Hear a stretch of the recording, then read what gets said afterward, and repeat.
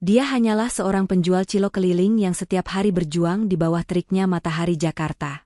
Namun siapa sangka, satu jawaban cerdas yang keluar dari bibirnya akan menjungkir-balikan dunia seorang manajer cantik yang angkuh, membuatnya menyesal seumur hidup karena pernah meremehkannya. Kisah lengkapnya akan kita bongkar tuntas, hanya di sini, tapi sebelum itu, bagi Anda yang baru pertama kali bergabung bersama kami di Ken Arok Productions, kami persilakan untuk menekan tombol subscribe, like, dan berikan komentar terbaik Anda agar kami semakin bersemangat menyajikan cerita-cerita menarik lainnya. Kami doakan dengan tulus. Bagi siapapun yang sudah menekan tombol subscribe, semoga rezekinya dilancarkan oleh Tuhan, badannya disehatkan, hidupnya penuh dengan keberkahan dan kebahagiaan selalu. Amin ya Robbal Alamin. Jangan lupa juga untuk menulis di kolom komentar, Anda sedang menonton cerita ini dari daerah mana saja? Mari kita saling mendoakan. Insya Allah doa baik kita semua bisa terkabul dengan kehendak Tuhan, penguasa alam semesta. Baik, kita mulai ceritanya. Di balik kilau kaca sebuah sedan mewah Eropa, duduk seorang wanita bernama Rara Anindita. Jemarinya yang lentik mengetuk-ngetuk setir dengan gelisah, seirama dengan detak jam tangan pintar di pergelangan tangannya. Pikirannya melayang jauh menembus kemacetan Jakarta yang sore itu terasa begitu ganas dan tak kenal ampun. Rara adalah gambaran wanita karir yang sempurna, cantik, cerdas, ambisius, dan menduduki posisi manajer pemasaran di salah satu perusahaan multinasional paling bergengsi di ibu kota. Namun di balik setelan blazer mahalnya, sebuah beban berat tengah menggelayuti pikirannya. Proposal kampanye produk baru yang menjadi tanggung jawabnya menemui jalan buntu. Ide-ide dari timnya terasa hambar, tidak ada satupun yang mampu memuaskan standarnya yang begitu tinggi. Baginya, kegagalan bukanlah pilihan, dan tekanan ini membuatnya menjadi semakin mudah terusik. Sementara itu, di luar dunianya yang berpendingin udara dan beraroma parfum mahal, ada sebuah dunia lain yang bergerak dengan ritme yang berbeda. Di sanalah Fahri Maulana berada. Dengan handuk kecil yang melingkar di leher untuk menyeka keringat, ia dengan sabar mendorong gerobak cilok sederhananya di antara deretan mobil yang mengular. Bagi Fahri, kemacetan bukanlah kutukan, melainkan sebuah peluang. Di sanalah para calon pembeli yang lapar dan bosan menunggunya. Meski hidupnya jauh dari kata mewah, tidak ada raut putus asa di wajahnya. Matanya yang tajam justru bergerak awas, mengamati setiap detail kehidupan jalanan yang luput dari pandangan orang-orang seperti Rara. Ia adalah seorang pengamat ulung, seorang filsuf jalanan yang belajar langsung dari universitas kehidupan. Takdir kemudian mempertemukan dua dunia yang kontras ini.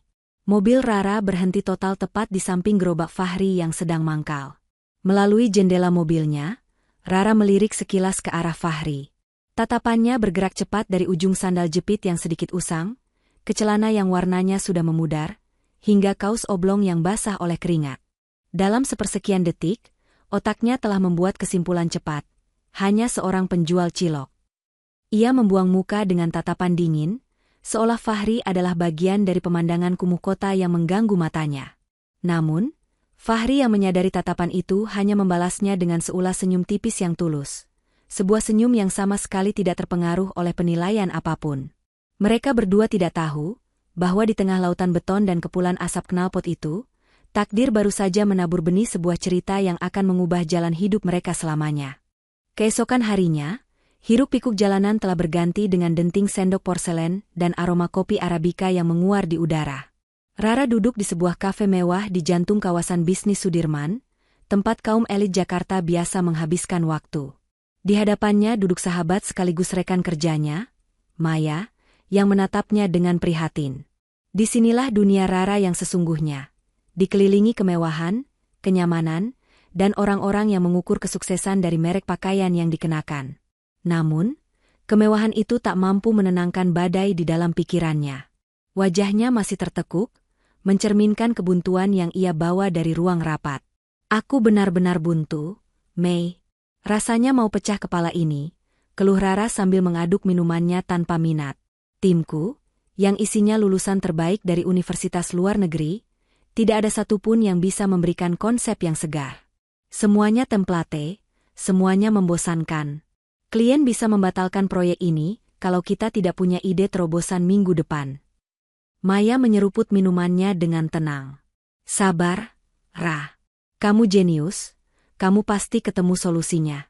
Kadang, ide terbaik itu justru datang dari tempat yang paling tidak kita duga. Coba deh kamu lebih rileks. Jangan terlalu tegang. Rara tertawa sinis mendengar nasihat itu. Baginya, ide cemerlang hanya lahir dari pemikiran orang-orang hebat, bukan dari tempat-tempat tak terduga yang dimaksud sahabatnya. Dalam puncak frustrasinya, tercetuslah sebuah kalimat sombong yang akan menjadi titik balik dalam hidupnya. Tempat tak terduga? Hah? Dengerin aku ya, Mei, ucapnya dengan nada tinggi, membuat beberapa pasang mata di meja sebelah melirik. Saking putus asanya aku sekarang. Siapapun. Aku ulangi, siapapun yang bisa memberiku ide kampanye yang brilian, aku bersumpah, aku akan menikahinya detik itu juga. Ia berhenti sejenak, lalu menambahkan dengan nada meremehkan yang tajam, aku tidak peduli mau dia itu seorang direktur perusahaan lain, atau bahkan seorang tukang cilok seperti yang kulihat di jalan kemarin.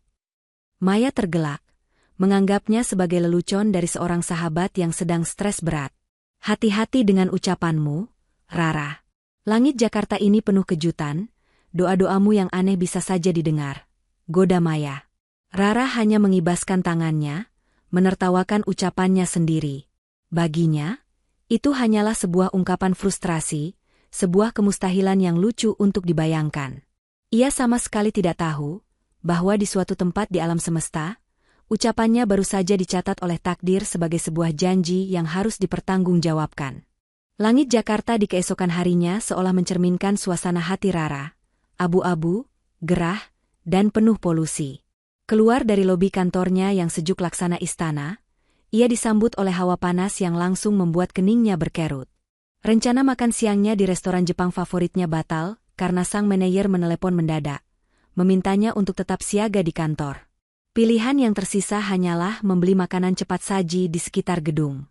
Dengan langkah malas dan enggan, ia berjalan menyusuri trotoar, matanya menyapu deretan pedagang kaki lima dengan tatapan yang sama seperti ia menyeleksi proposal kampanye, penuh kritik dan penilaian.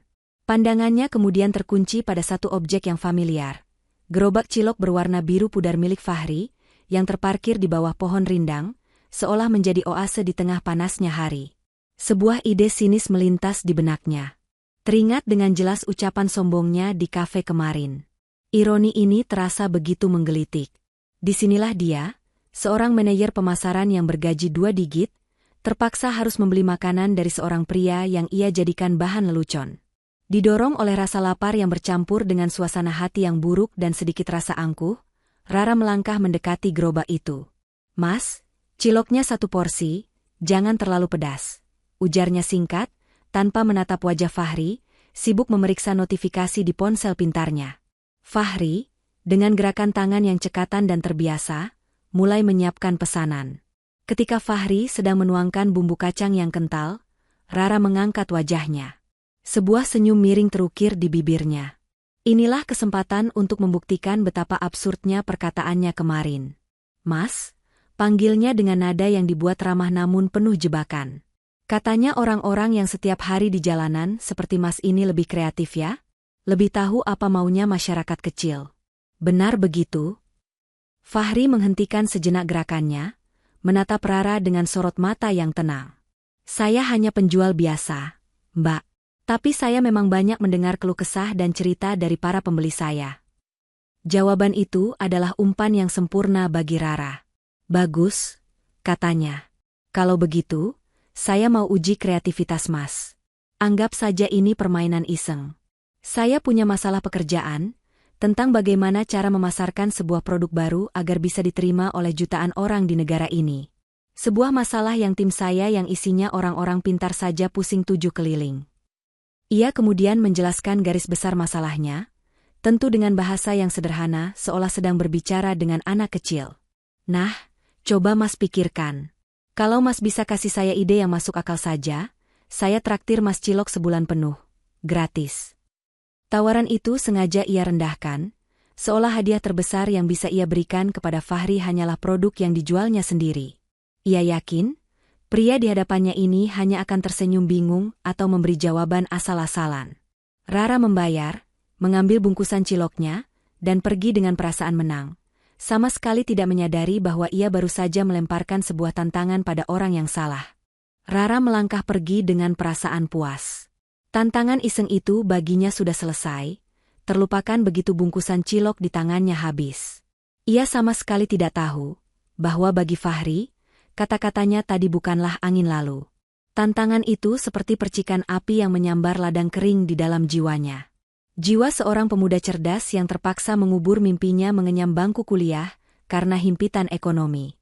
Hinaan yang terselubung dalam tawaran traktiran cilok sebulan itu justru membangkitkan sesuatu di dalam dirinya. Harga diri.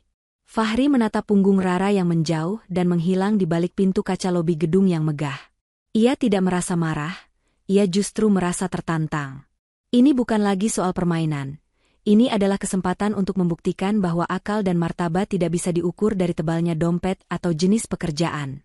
Keesokan sorenya, Fahri sengaja memarkirkan gerobaknya di tempat yang sama. Ia menunggu dengan sabar. Bukan untuk menjual cilok, tapi untuk sebuah misi. Benar saja, menjelang jam pulang kantor, sosok Rara kembali muncul. Kali ini, Fahri tidak menunggu. Ia membersihkan tangannya, merapikan kaosnya, lalu melangkah dengan tenang dan mantap, mencegat langkah Rara tepat sebelum wanita itu mencapai mobilnya di area penjemputan. Rara terkejut, sedikit terganggu. Ada apa lagi? Mau menagih traktiran ciloknya? Jawabannya sudah ada, tanyanya dengan nada ketus. Fahri menggeleng pelan, tatapannya lurus dan penuh percaya diri, sebuah tatapan yang membuat Rara sedikit gentar. Bukan soal traktiran ciloknya, Mbak Rara, jawab Fahri. Ia sengaja menyebut nama wanita itu, yang ia dengar dari satpam gedung, untuk menunjukkan bahwa ia serius. Saya sudah memikirkan tantangan dari Mbak kemarin. Dan saya tertarik untuk menjawabnya. Tapi terus terang, hadiahnya terasa kurang sepadan dengan tingkat kesulitan pertanyaannya. Rara mengangkat sebelah alisnya, geli sekaligus kesal. Oh ya? Lalu kamu mau minta apa? Minta dinaikkan hadiahnya? Mau ditraktir makan di restoran bintang 5? Disinilah Fahri mengeluarkan senjatanya.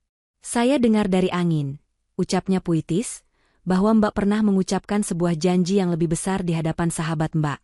Sebuah janji untuk menikahi siapapun yang bisa memberikan ide kampanye yang brilian. Wajah Rara langsung pucat pasi. Jantungnya berdebar kencang. Bagaimana pria ini bisa tahu? Rasa malunya kini bercampur dengan amarah. Fahri melanjutkan, bagaimana kalau kita gunakan pertaruhan itu? Traktiran cilok sebulan kita batalkan. Sebagai gantinya, jika jawaban yang saya berikan nanti bukan hanya bagus, tapi benar-benar Mbak gunakan untuk proyek Mbak, maka tepati janji itu. Rara terdiam, membeku. Situasi ini benar-benar di luar kendalinya. Beberapa karyawan yang lewat melirik ke arah mereka. Gengsinya sebagai seorang manajer kini dipertaruhkan. Jika ia menolak, ia akan terlihat seperti seorang pengecut yang takut pada tantangan seorang penjual cilok. Harga dirinya tidak bisa menerima itu. Dengan rahang yang mengeras dan napas yang tertahan, Rara menatap tajam mata Fahri. Baik, jawabnya dengan suara yang sedikit lebih keras dari yang ia niatkan. Saya terima tantangan gilamu. Saya beri kamu waktu 1 minggu dari sekarang. Jangan pernah temui saya lagi sampai kamu punya jawabannya. Setelah itu, ia berbalik, masuk ke mobilnya dengan gerakan kasar dan pergi, meninggalkan Fahri yang berdiri tegak di sana. Permainan telah berubah. Pertaruhan kini melibatkan sesuatu yang jauh lebih berharga dari sekadar uang, yaitu masa depan dan harga diri. Bagi Rara, 1 minggu ke depan adalah waktu untuk bekerja seperti biasa, sambil sesekali mencibir dalam hati mengingat tantangan konyol yang ia terima. Namun bagi Fahri, 7 hari ke depan adalah sebuah medan perang. Ia tidak sedang berjudi dengan takdir. Ia sedang menjalankan sebuah proyek mahakarya dengan metodologi yang tidak akan pernah diajarkan di sekolah bisnis manapun.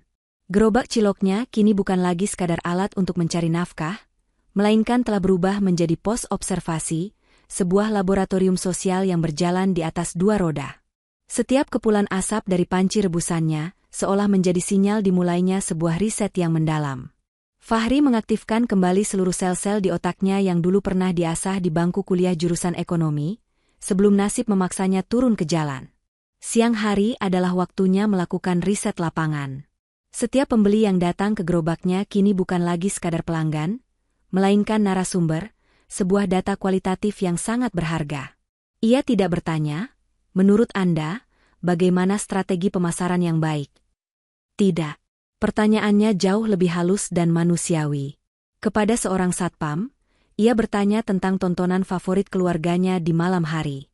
Kepada seorang mahasiswi, ia bertanya tentang aplikasi apa yang paling sering dibuka saat sedang bosan. Kepada seorang pengemudi ojek online, ia mendengarkan keluh kesah tentang cicilan dan impian mereka. Ia menyerap semuanya. Ia memperhatikan merek ponsel yang mereka gunakan, cara mereka berbicara, lelucon yang membuat mereka tertawa, dan kekhawatiran yang membuat kening mereka berkerut. Semua informasi itu ia rekam dengan tajam di dalam benaknya. Ketika malam tiba dan Jakarta mulai meredupkan lampunya, pekerjaan Fahri justru baru dimulai. Ia akan memarkirkan gerobaknya, lalu berjalan menuju sebuah perpustakaan daerah yang buka hingga larut malam, atau terkadang hanya duduk di teras sebuah minimarket untuk mendapatkan akses Wi-Fi gratis. Di sanalah ia mengeluarkan kantornya, sebuah buku catatan yang sudah sedikit lecek dan sebuah ponsel pintar tua yang layarnya sudah retak. Jari-jarinya menari lincah di atas layar, bukan untuk bermain game atau media sosial, melainkan untuk mencari data. Ia membaca tren pasar, menganalisis strategi kompetitor perusahaan Rara, dan yang terpenting, ia menghubungkan semua teori pemasaran yang pernah ia pelajari dengan data mentah yang ia kumpulkan di jalanan sepanjang hari. Buku catatannya perlahan terisi dengan diagram alur, sketsa, dan poin-poin ide yang mulai membentuk sebuah konsep besar. Sementara di gedung pencakar langit, tim Rara berdebat di ruang rapat ber-AC dengan puluhan slide presentasi, Fahri justru sedang menyusun strategi di bawah cahaya lampu jalan, ditemani suara jangkrik dan lalu lalang kendaraan malam. Ia sedang meramu sebuah jawaban, bukan dari buku teks, tapi dari denyut nadi kehidupan Jakarta yang sesungguhnya. Sementara Fahri tenggelam dalam risetnya, Rara menjalani hari-harinya seperti biasa. Setidaknya itulah yang ia coba tunjukkan kepada dunia. Di beberapa hari pertama setelah menerima tantangan itu, ia bahkan sempat menceritakannya dengan nada geli kepada Maya. Mereka tertawa bersama membayangkan betapa absurdnya situasi tersebut. Rara begitu yakin bahwa Fahri hanya menggertak, atau paling parah, akan datang di akhir minggu dengan ide asal-asalan untuk kemudian bisa ia usir dengan memberinya beberapa lembar uang ratusan ribu. Baginya, taruhan itu sudah ia menangkan bahkan sebelum dimulai. Keyakinan itu adalah benteng pertahanan yang ia bangun untuk melindungi harga dirinya yang setinggi gedung-gedung pencakar langit di sekelilingnya. Namun, benteng yang paling kokoh sekalipun bisa retak oleh keraguan yang merayap perlahan. Keretakan pertama muncul sekitar hari keempat. Dari jendela ruang kantornya di lantai 25, matanya secara tidak sengaja menangkap pemandangan gerobak biru di bawah sana.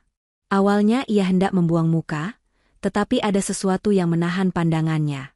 Ia melihat Fahri tidak hanya berdiri menunggu pembeli. Ia melihat pria itu terlibat dalam percakapan yang serius dengan seorang pengemudi ojek, lalu mengangguk-angguk penuh pemahaman, dan yang paling membuatnya terkejut, ia melihat Fahri mengeluarkan buku catatan kecil dan menulis sesuatu di dalamnya. Apa yang mungkin ditulis oleh seorang penjual cilok? Batinnya. Gambaran itu sama sekali tidak cocok dengan stereotip yang sudah ia tanamkan di kepalanya. Sejak saat itu, Rara mendapati dirinya secara tidak sadar sering melirik ke arah jendela, mencari-cari keberadaan gerobak biru itu. Suatu kali, ia bahkan mendengar obrolan dua orang petugas kebersihan di lift. "Tukang cilok yang baru di depan itu beda ya, Mas," kata salah satunya. Orangnya asik diajak ngobrol, wawasannya luas juga ternyata. Gunjingan sederhana itu, yang seharusnya tidak berarti apa-apa baginya, entah mengapa terasa seperti sebuah alarm kecil di dalam benaknya. Rapat-rapat brainstorming dengan timnya terasa semakin menyiksa. Setiap kali timnya menyajikan ide yang basi, pikirannya tanpa sadar melayang ke pria di bawah sana. Lelucon itu kini tidak terasa lucu lagi. Janji pernikahan yang ia ucapkan dengan enteng kini mulai menggema di telinganya, terasa berat dan nyata. Sebuah perasaan aneh mulai menyelimutinya, campuran antara cemas, penasaran, dan sedikit rasa takut yang tak mau ia akui. Keyakinan dirinya yang semula kokoh, kini mulai terkikis.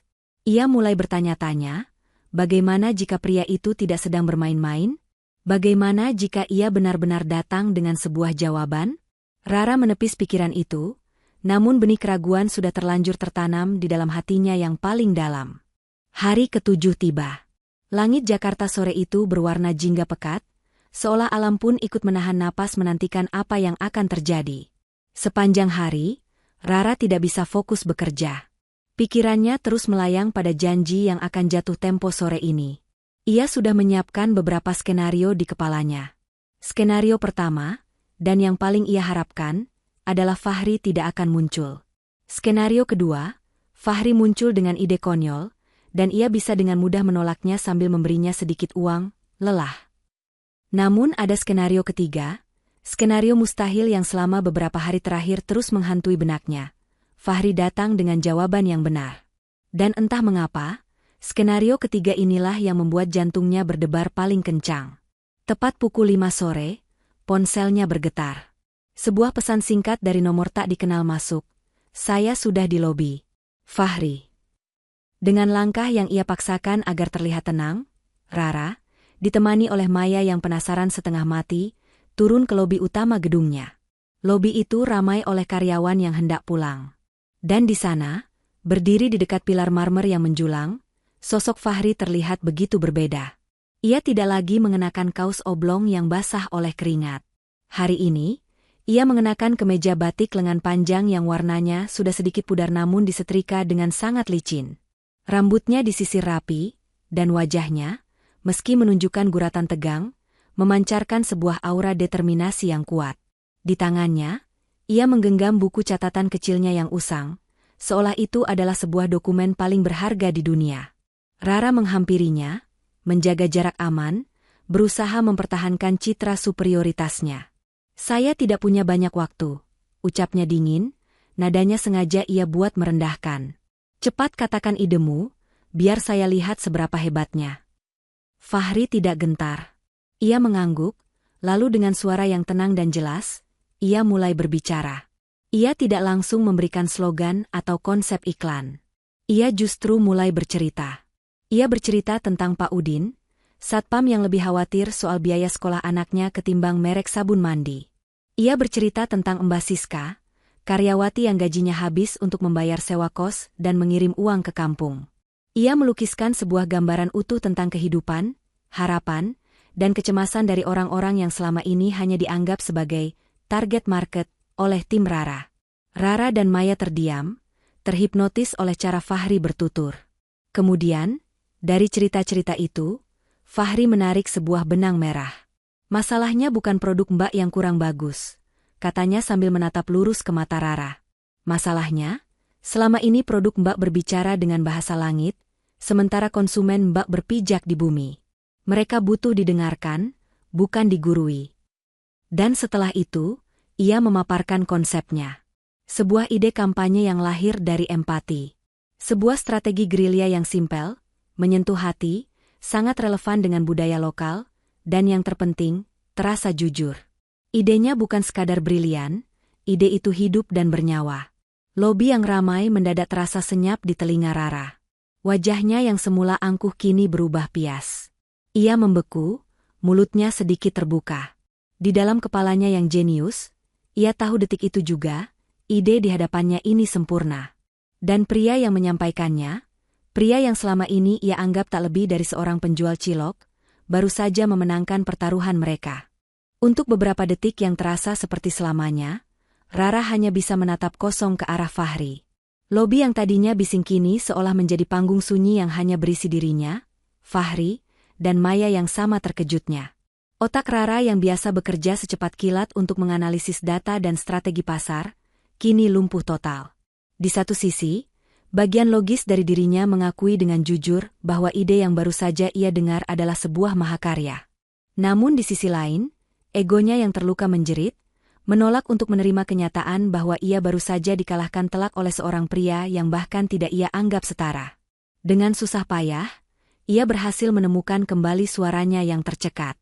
Oke, idenya menarik, ucapnya dengan nada datar, berusaha keras menutupi keterkejutannya. Saya harus pelajari dulu konsep ini lebih dalam. Itu adalah kalimat defensif, sebuah cara untuk membeli waktu. Tinggalkan saja catatanmu, lanjutnya, menunjuk buku usang di tangan Fahri. Nanti saya atau asisten saya yang akan menghubungimu. Ini adalah upayanya untuk merebut kembali kendali, untuk menempatkan Fahri kembali pada posisi orang luar. Fahri, yang tampaknya mengerti gejolak di dalam diri wanita itu, hanya mengangguk tanpa berkata apa-apa. Dengan sebuah gerakan penuh hormat, ia menyerahkan buku catatannya, harta paling berharganya, ke tangan Rara, lalu berbalik dan melangkah pergi dengan punggung tegap, meninggalkan Rara yang berdiri mematung. Begitu sosok Fahri menghilang di balik pintu kaca, Maya langsung mengguncang lengan sahabatnya. Ra, itu gila. Idenya jenius. Kamu dengar sendiri, kan? Dia menang, Ra. Menang telak, bisik Maya dengan suara mendesak. Rara tersentak. Diam, Mei. Jangan ngomong apa-apa dulu, balasnya panik. Malam itu, di apartemen mewahnya yang menghadap gemerlap kota, Rara tidak bisa tidur. Di atas meja kerjanya yang terbuat dari kayu mahoni impor, tergeletak buku catatan Fahri yang sederhana. Kontras yang begitu tajam. Ia membukanya lembar demi lembar. Tulisan tangan Fahri rapi dan terstruktur. Ini bukan sekadar catatan, ini adalah sebuah risalah strategi yang matang. Ia melihat analisis pasar, pemetaan psikologis konsumen, hingga perhitungan anggaran yang realistis. Ini adalah karya seorang profesional, bukan hasil tebakan iseng. Kini, Rara dihadapkan pada persimpangan paling sulit dalam hidupnya. Di satu sisi, ada jalan menuju puncak karir. Dengan ide ini, ia bisa mendapatkan promosi, bonus besar, dan pengakuan yang selama ini ia dambakan. Jalan itu begitu terang dan menggiurkan. Namun di sisi lain, ada sebuah janji. Sebuah sumpah absurd yang ia ucapkan karena kesombongan. Menikahi seorang penjual cilok? Apa kata orang tuanya yang terpandang? Apa kata lingkaran sosialita dan rekan-rekan kerjanya? Ia akan menjadi bahan tertawaan seumur hidup. Reputasi yang ia bangun susah payah akan hancur lebur dalam sekejap.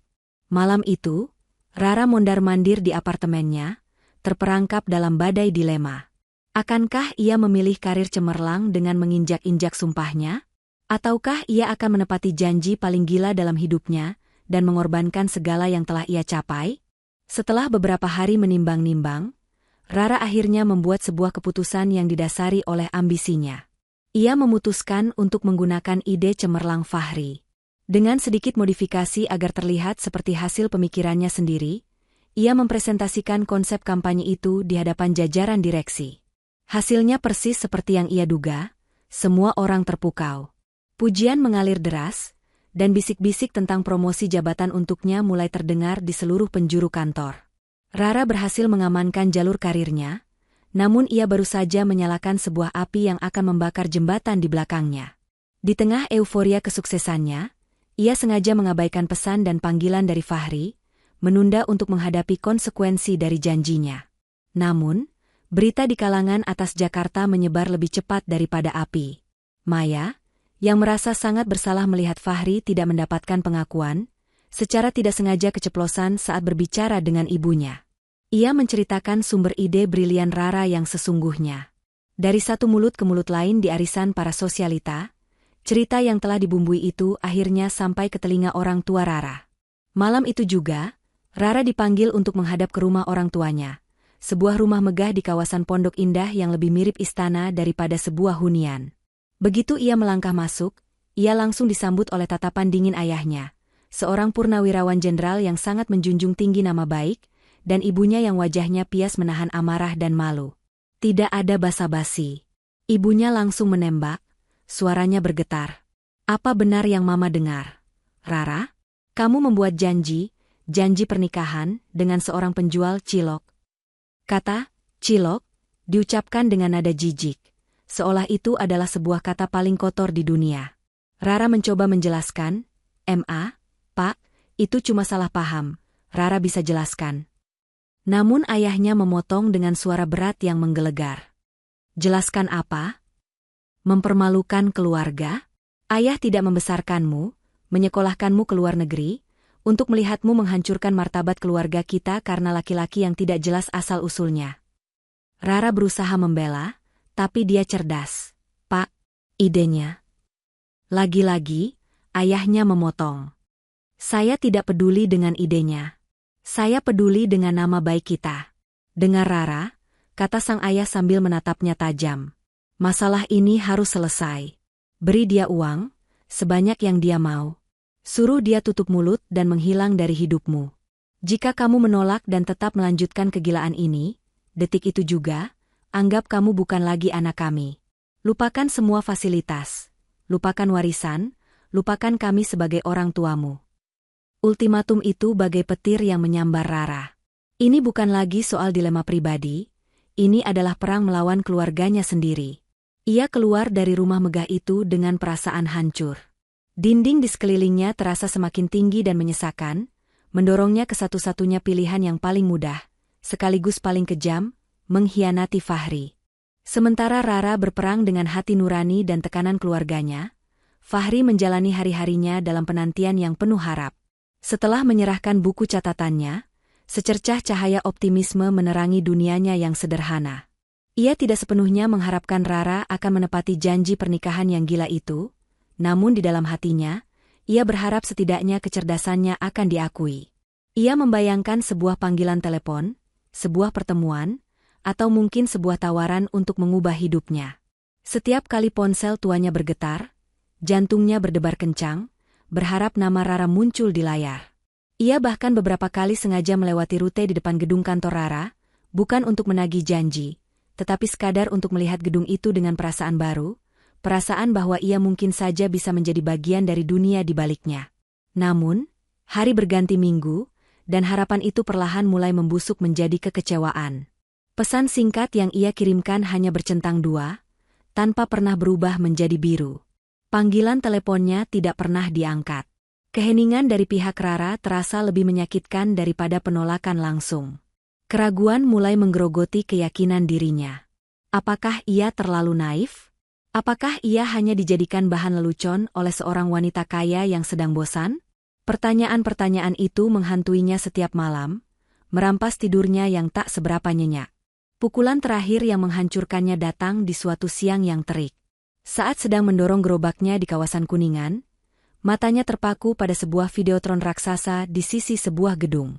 Iklan itu, konsep itu, slogan itu, semuanya adalah miliknya. Ia melihat ide yang ia tulis dengan tangannya sendiri di buku catatan usangnya kini terpampang megah, dianimasikan dengan indah, dan diakhiri dengan logo besar perusahaan Rara. Dunianya seakan runtuh seketika. Rasanya seperti ada tangan tak terlihat yang merobek dadanya dan mencuri jantungnya. Ini bukan sekadar pencurian ide, ini adalah penghapusan eksistensinya. Di bawah bayang-bayang billboard yang meneriakkan karyanya, ia dengan gerobak ciloknya terasa begitu kecil, begitu tidak terlihat, dan begitu tidak berarti. Sejak hari itu, cahaya di mata Fahri meredup. Ia tidak lagi menjadi penjual cilok yang ramah dan suka mengobrol. Ia menjadi robot yang bergerak tanpa jiwa.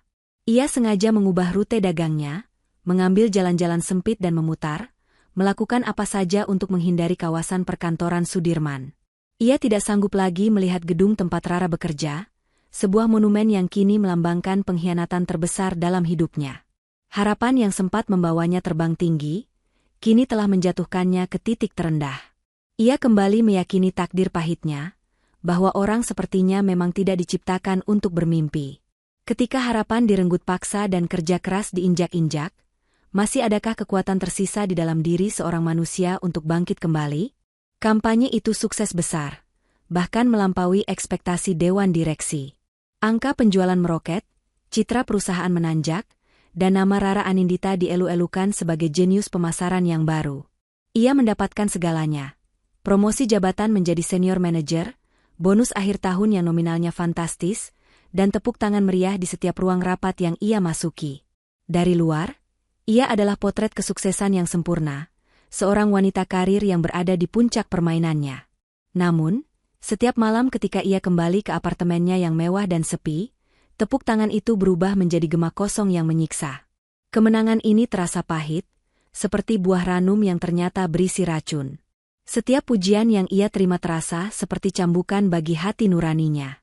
Ketika atasannya memujinya karena sentuhan empatinya yang luar biasa terhadap masyarakat kecil, perut Rara terasa mual.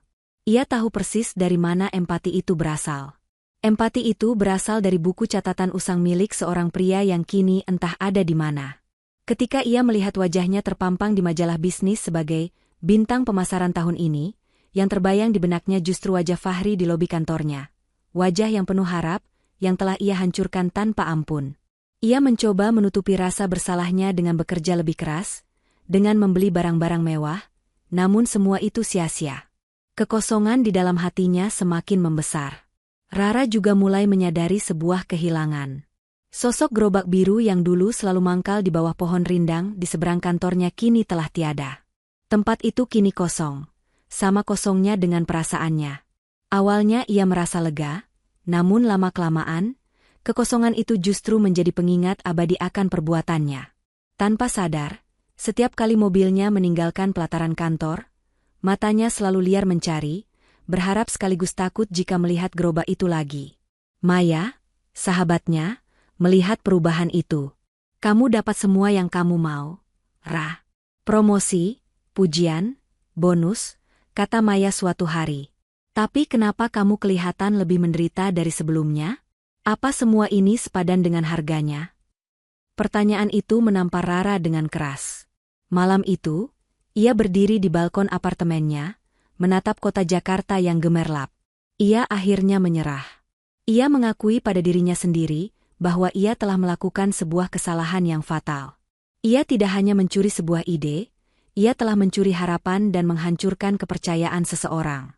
Bayangan wajah Fahri yang tulus dan penuh determinasi terus-menerus menghantuinya.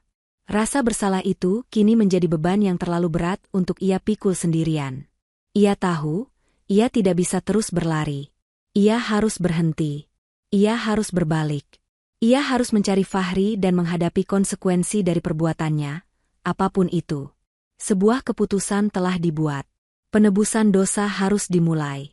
Keesokan paginya, Rara memulai misinya. Awalnya, ia melakukan pencarian dengan cara yang ia tahu, cara korporat. Ia menyuruh asistennya untuk mencari data pedagang kaki lima di sekitar kantor dengan nama Fahri. Hasilnya nihil. Ia mencoba mencarinya di media sosial, mengetik namanya di setiap platform yang ia tahu, namun yang muncul hanyalah ratusan wajah asing. Ia segera sadar, Fahri adalah bagian dari dunia yang tidak terdata, dunia yang tidak bisa ditemukan hanya dengan beberapa klik di depan layar laptop.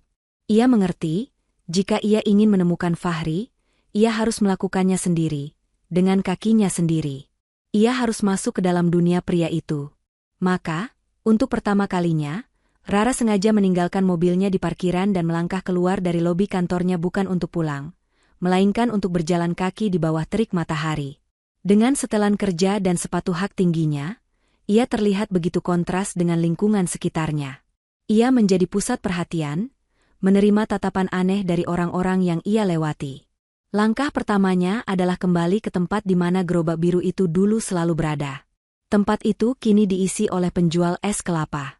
Dengan menelan semua gengsinya, Rara mendekat dan bertanya. Awalnya, para pedagang lain menatapnya dengan curiga. Untuk apa seorang wanita sepertinya mencari seorang penjual cilok? Namun, melihat kesungguhan di mata Rara, hati mereka luluh. Pencariannya tidak mudah. Ia menghabiskan waktu istirahat siangnya selama berhari-hari untuk menyusuri jalanan, bertanya dari satu pedagang ke pedagang lain, dari satu tukang parkir ke satpam lainnya. Ia mendapatkan banyak jawaban yang mengecewakan. Nggak tahu, Mbak, atau kayaknya sudah lama pindah. Panas, debu, dan keringat kini menjadi temannya. Setiap penolakan dan tatapan acuh tak acuh yang ia terima terasa seperti cermin kecil dari perbuatannya sendiri. Ia kini merasakan bagaimana rasanya menjadi tidak terlihat. Akhirnya, setelah hampir putus asa, secercah harapan muncul dari seorang ibu tua penjual gado-gado. "Oh, Mas Fahri yang pendiam itu," kata si ibu. "Kasihan, Nak. Sejak beberapa minggu lalu wajahnya murung terus. Katanya dia pindah mangkal ke daerah stasiun kota, katanya di sana lebih ramai." Informasi itu menjadi kompas barunya. Rara, yang seumur hidupnya mungkin hanya pernah melewati kawasan kota tua dari dalam mobil, kini harus menjelajahi jalan-jalannya yang padat dan semrawut. Perjalanan ini bukan lagi sekadar pencarian fisik. Ini adalah sebuah ziarah. Ziarah yang menelanjangi semua keangkuhannya, memaksanya untuk melihat realita Jakarta dari sudut pandang yang berbeda. Di tengah kerumunan orang yang berdesakan dan aroma khas jalanan yang menyengat, Rara terus berjalan. Ia belum menemukan Fahri, tapi dalam proses pencarian ini, ia mulai menemukan kembali sesuatu yang telah lama hilang dari dalam dirinya, rasa kemanusiaannya. Setelah bertanya kepada beberapa juru parkir, langkah Rara akhirnya terhenti. Di sudut yang agak remang di dekat pelataran stasiun, di antara hiruk-pikuk calon penumpang dan pedagang asongan lainnya, ia melihatnya. Gerobak biru itu. Dan di belakangnya, berdiri sosok Fahri. Hati Rara mencelos. Fahri terlihat berbeda. Bahunya tampak sedikit lebih membungkuk, dan cahaya di matanya yang dulu selalu ia ingat, kini telah padam, digantikan oleh tatapan kosong yang lurus menembus keramaian. Ia sedang melayani seorang pembeli dengan gerakan mekanis, tanpa senyum, tanpa obrolan ramah yang dulu menjadi ciri khasnya. Melihat bukti nyata dari kehancuran yang telah ia sebabkan, adalah sebuah tamparan yang jauh lebih keras daripada apapun. Dengan napas yang terasa berat dan jantung yang berdebar di luar kendali, Rara melangkahkan kakinya yang terasa seperti jeli.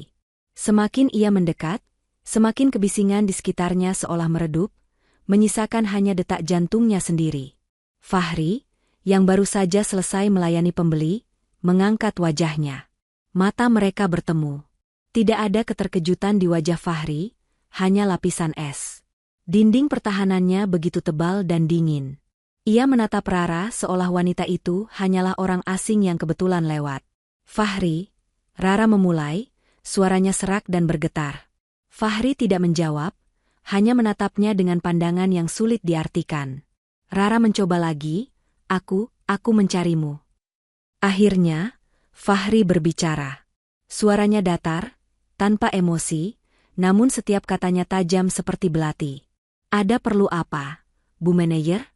Apakah ada kampanye baru yang butuh ide dari orang jalanan lagi? Sindiran telak itu membuat air mata Rara menggenang. Ia pantas mendapatkannya. Alih-alih membela diri atau mencari alasan, Rara justru menundukkan kepalanya. Dinding pertahanannya runtuh. Kamu benar, bisiknya lirih.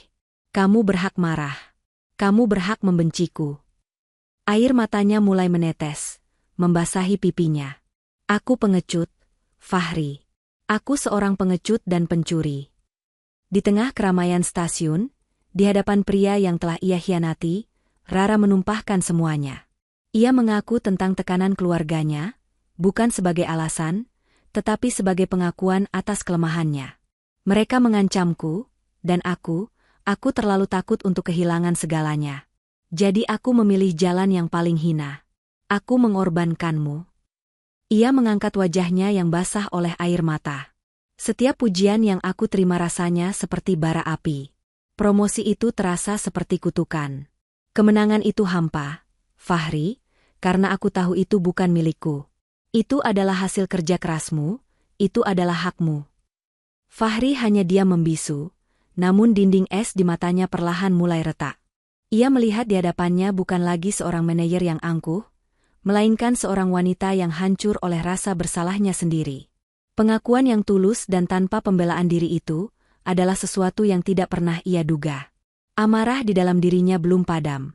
Namun di sela-sela kebencian itu, muncul secercah rasa iba.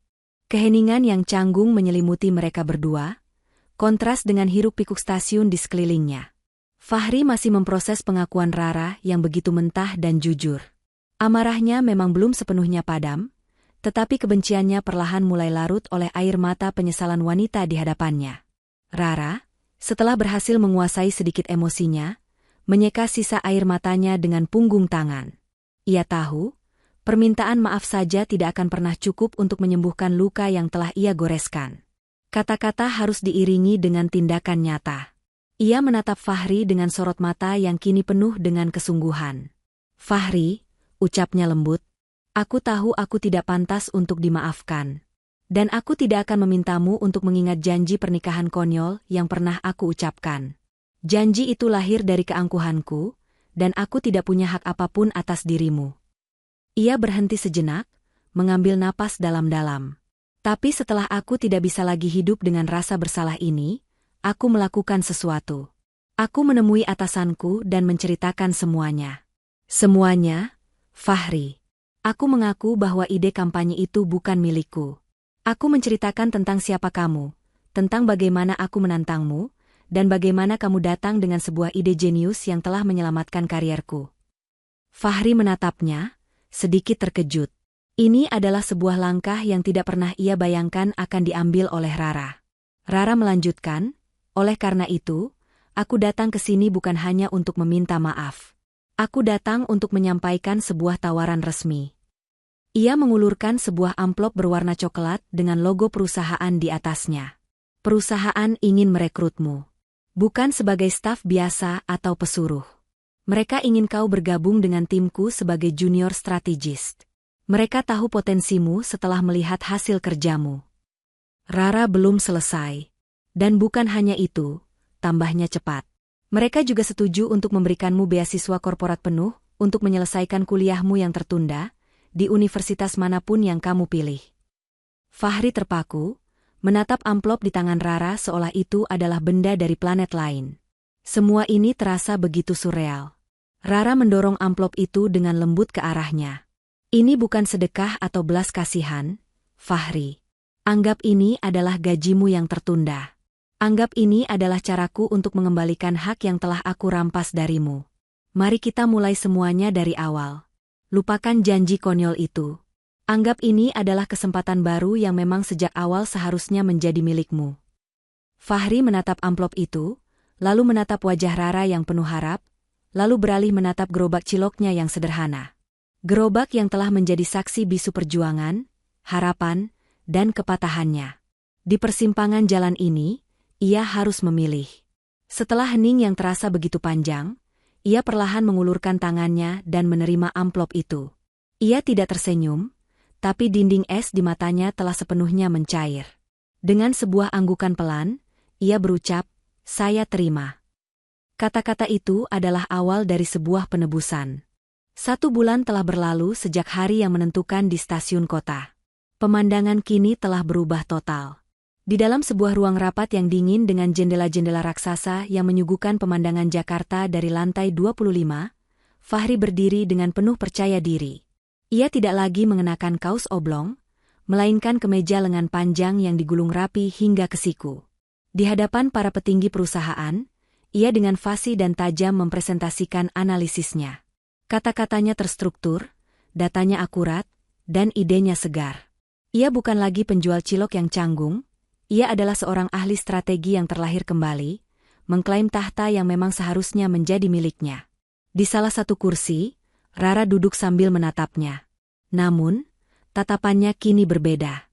Tidak ada lagi tatapan meremehkan, yang ada hanyalah kekaguman, kebanggaan, dan seberkas kehangatan yang menjalar di hatinya setiap kali Fahri tersenyum puas setelah menjawab sebuah pertanyaan sulit. Ia melihat pria yang sama yang pernah ia hina, kini dihormati oleh orang-orang yang dulu ia takuti. Rara sadar, dengan menebus kesalahannya, ia tidak hanya memberikan kesempatan bagi Fahri, tetapi ia juga telah membebaskan dirinya sendiri dari penjara keangkuhannya. Sore itu, setelah rapat selesai, mereka berjalan beriringan di taman atas atap gedung kantor. Senja kembali mewarnai langit Jakarta, namun kali ini, warna jingganya terasa hangat dan penuh harapan. Aku masih sering merasa bersalah setiap kali ada yang memuji kampanye itu. Aku Rara pelan. Fahri menoleh padanya, tersenyum. Senyumnya kini telah kembali, lebih dewasa dan lebih bijaksana. Kampanye itu memang kamu yang menjalankannya, Ra, ujarnya, untuk pertama kalinya memanggil namanya tanpa embel-embel, Mbak. Tapi cerita di baliknya adalah cerita kita. Mungkin awalnya tidak sempurna, tapi cerita itu yang membawa kita ke sini. Ia berhenti berjalan,